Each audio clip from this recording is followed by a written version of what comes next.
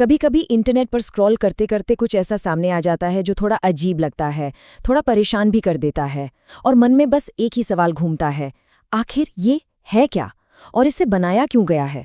तो आज चलिए एक ऐसे ही ऑनलाइन रहस्य की तह तक चलते हैं। जरा ये आवाज सुनिए। ये छोटी सी ऑडियो क्लिप एक बहुत बड़े और अजीब ऑनलाइन ट्रेंड का हिस्सा है। ऐसा लग रहा है जैसे कोई दरवाजा खटखटा रहा है, लेकिन सवाल ये है कि ये कौन है और ये चाहता क्या है। तो यही सवाल हमें इस पूरी पड़ताल की ओर ले जाते हैं, क्योंकि ये सिर्फ एक डरावनी ऑडियो क्लिप नहीं है। इसके पीछे ऑनलाइन कंटेंट बनाने और उसे वायरल करने का एक पूरा का पूरा तरीका छिपा हुआ है। तो चलिए मिलकर इस रहस्य से पर्दा उठाते हैं। तो सबसे पहला सवाल, ये आवाज आखिर आई कहाँ से? इसी से हमारी पूरी पहेली सुलझना शुरू होगी। ये इसका सबसे जरूरी हिस्सा है। अच्छा, तो पता ये चला कि ये आवाज एक YouTube वीडियो से आ रही है, लेकिन कहानी यही खत्म नहीं होती। असल में तो कहानी यहीं से शुरू होती है, क्योंकि असली राज तो वीडियो के टाइटल में छिपा है, और वो टाइटल ही हमें बताता है कि ये कोई मामूली वीडियो नहीं है। चलिए अब जरा इस वीडियो के टाइटल पर गौर करते हैं, क्योंकि यकीन मानिए सारा का सारा खेल इसी में छिपा है। अब देखिए यहाँ हो क्या रहा है। ये दो बिल्कुल अलग अलग दुनियाओं का एक अजीब सा संगम है। एक तरफ है माशा एंड द बेयर, जो बच्चों का एक बहुत ही प्यारा, बहुत पॉपुलर कार्टून है, और दूसरी तरफ हॉरर, घोस्ट, डरावना वीडियो जैसे शब्द। सोचिए इन दोनों का क्या मेल, पर यही मेल इस पूरे फिनोमिनन की जड़ है। तो वीडियो के टाइटल और टैग्स में जो ये सारे शब्द डाले गए हैं ना, ये कोई गलती से नहीं हुआ। ये एक बहुत सोची समझी चाल है। इसे कहते हैं कीवर्ड स्टफिंग।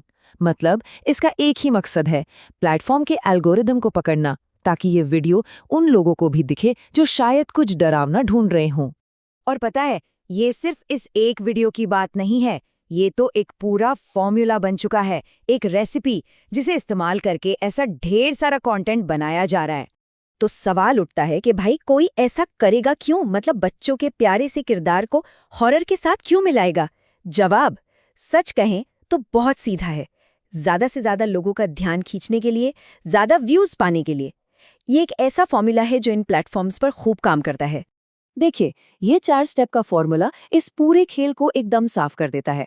पहला, कोई भी पॉपुलर बच्चों का किरदार उठा लो। दूसरा, उसे हॉरर या एक्शन जैसे किसी ट्रेंडिंग जॉनर में डाल दो। तीसरा, टाइटल को वायरल कीवर्ड से एकदम भर दो। और चौथा, बस अपलोड कर दो और बाकी काम एल्गोरिथम को करने दो। ये व्यूज पाने का कह सकते हैं एक शॉर्टकट है। चलिए अब इस पड़ताल के सबसे जरूरी हिस्से पर आते हैं कि आखिर इस तरह के कंटेंट का मतलब क्या है, और ये आज की हमारी ऑनलाइन दुनिया के बारे में हमें क्या सिखाता है। इतने सारे डरावने कीवर्ड्स के बीच टाइटल में एक छोटा सा हैशटैग छिपा है, जो शायद सबसे बड़ा राज खोलता है। Hashtag fake situation. ये सिर्फ एक टैग नहीं है, ये बनाने वाले का एक तरह से कबूलनामा है। तो फेक सिचुएशन का सीधा साधा मतलब ये है कि जो कुछ भी स्क्रीन पर चल रहा है वो असली नहीं है, वो काल्पनिक है। ये क्रिएटर का एक तरीका है ये कहने का कि अरे इसे ज्यादा सीरियसली मत लेना, ये सब बस बनाया हुआ है। और देखिए यहीं पर असली मुद्दा सामने आता है। ये टैग उस धुंधली होती लकीर को दिखाता है जो बच्चों के कंटेंट और बड़ों के कंटेंट के बीच होनी चाहिए। ये वीडियो न इधर के हैं न उधर के, ये बीच के ग्रे एरिया में है। मतलब एक मासूम कार्टून कैरेक्टर और एक डरावनी कहानी, इन दोनों के बीच का फासला बस एक हैशटैग जितना रह गया है। और ये सारी बात हमें वापस उसी पहली दस्तक पर ले आती है। जब कंटेंट की इस अंतहीन दुनिया में एल्गोरिदम ही हमारे लिए दरवाजे खोल रहा हो, तो हम कैसे तय करें कि दरवाजे के उस पार कौन दस्तक दे रहा है?